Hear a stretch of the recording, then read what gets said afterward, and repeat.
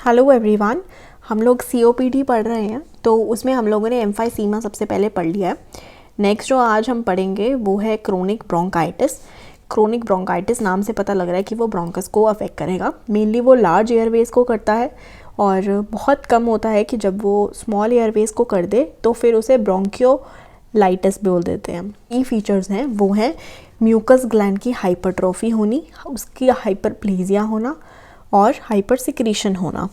इन तीनों का मतलब पता है ना। हाइपरट्रॉफी का मतलब है कि वो इंक्रीज़ होना उसका साइज़, हाइपरप्लेजिया मतलब उसका नंबर इंक्रीज़ होना और हाइपर सिक्रीशन मतलब म्यूसिन की सिक्रीशन ज़्यादा होनी और स्प्यूटम वगैरह ज़्यादा बनना। ये किन वजह से होता है? That is tobacco, smoke and air pollutants. Air pollutants में कौन कौन आता है? जैसे कि नाइट्रिक ऑक्साइड, सल्फर ऑक्साइड या सिलिका, ये सब चीज़ें आती हैं। और हमने देखा था कि एम्फाइसीमा में भी टोबैको स्मोक ही होती है मेन फैक्टर और उसमें भी टोबैको है। तो ये दोनों जो है most of the times coexist करते हैं, लेकिन इनका जो हमें डिफरेंशिएटिंग फैक्टर है वो है कि ये अफेक्ट कहाँ कर रहे हैं। कि ये जो है म्यूसिन के ऊपर अटैक कर रहा है और एम्फाइसीमा जो है वो एयर स्पेस एनलार्जमेंट कर रहा है। तो ये दो अलग काम है। ये एसिनस पे अफेक्ट करता है, ये ब्रोंकस पे अफेक्ट करता है। तो ये कुछ फैक्टर्स हैं स्मोकिंग, एयर पॉल्यूटेंट्स में और cotton, silica, nitrogen dioxide and sulphur dioxide. तो ये सब चीज़ें हैं, इनसे ये इंसाइटिंग फैक्टर्स होते हैं जो जिनके एक्सपोजर से हमारे अंदर चेंजेस आते हैं। जैसे कि एयरवे जो है वो स्टिमुलेट होते हैं ज़्यादा और म्यूसिन जो है वो ज़्यादा सिक्रीट करते हैं। ये जब ज़्यादा सिक्रीट होगा तो फिर जो हमारे अंदर जो एयरवेज हैं वो ब्लॉक होने शुरू हो जाएंगे। यहाँ पे म्यूकस ज़्यादा लग जाएगा।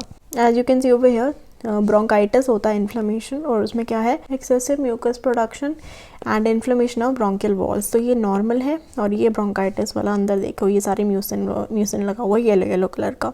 तो इनमें हाइपरट्रॉफी होती है म्यूकस ग्लैंड्स में। किस में होती है? ट्रेकिया में होती है, ब्रोंकाई में होती है और साथ ही साथ म्यूसिन सिक्रीटिंग गॉबलेट सेल्स में भी। हमने दो पढ़े। ट्रेकिया में बड़े वाले जो हैं जैसे ट्रेकिया और ब्रोंकाई उसमें तो म्यूकस ग्लैंड्स हैं और इनमें जो छोटे छोटे हैं उनमें क्या है स्मॉलर ब्रोंकाई है, उनमें क्या है म्यूसिन सिक्रीटिंग गॉबलेट सेल्स। ये जो इरिटेंट्स हैं ये इन्फ्लेमेशन कॉज करते हैं और ये मैक्रोफेजेस, न्यूट्रोफिल्स और साथ में लिम्फोसाइट्स को लेके आते हैं। लिम्फोसाइट जो हैं क्योंकि क्रोनिक केस में हम बात कर रहे हैं। इओसिनोफिल्स नहीं आते, बल्कि जब हम नेक्स्ट में पढ़ेंगे आस्थमा उसमें इओसिनोफिल्स आते हैं। तो ये डिस्टिंग्विशिंग फैक्टर हो गया कि इओसिनोफिल्स जो होते हैं वो सिर्फ आस्थमा में होते हैं। और कुछ ये जो इफ़ेक्ट्स आते हैं जैसे कि इन्वायरमेंटल फैक्टर्स होते हैं वो क्या करते हैं, वो लोकल रिलीज़ करवाते हैं साइटोकाइंस का, जैसे कि इंटरल्यूकिन 13 हो गया या जो भी इन्फ्लेमेटरी साइटोकाइंस है वो रिलीज़ करवाते हैं।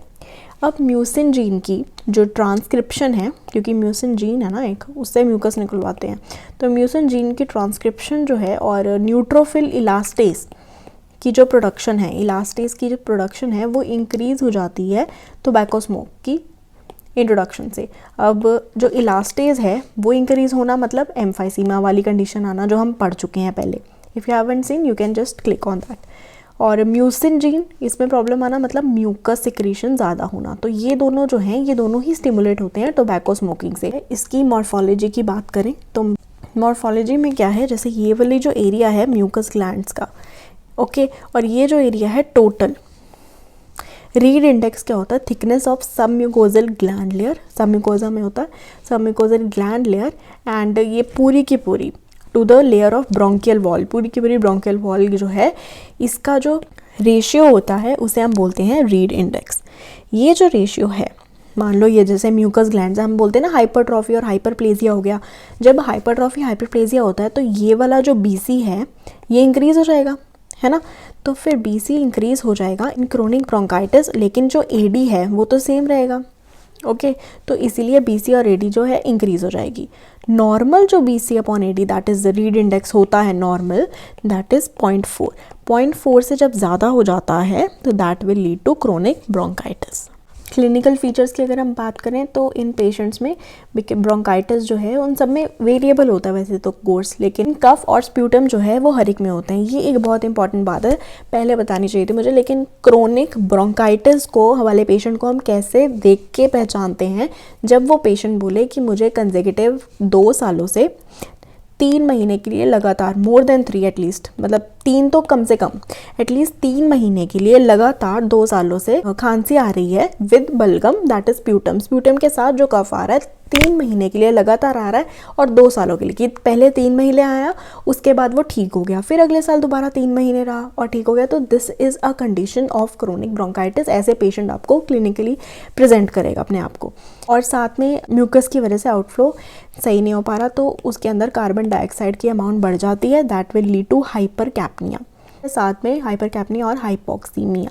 हाइपरकैप्निया की वजह से साइनोसिस है, ब्लू कलर की जो ऑक्सीजनेशन है ब्लड की वो नहीं हो पा रही है सही से। जो एयरवे ऑब्स्ट्रक्शन है ना, एयरवे ऑब्स्ट्रक्शन वो ट्रेकिया या लार्जर ब्रोंकस से नहीं मिलती।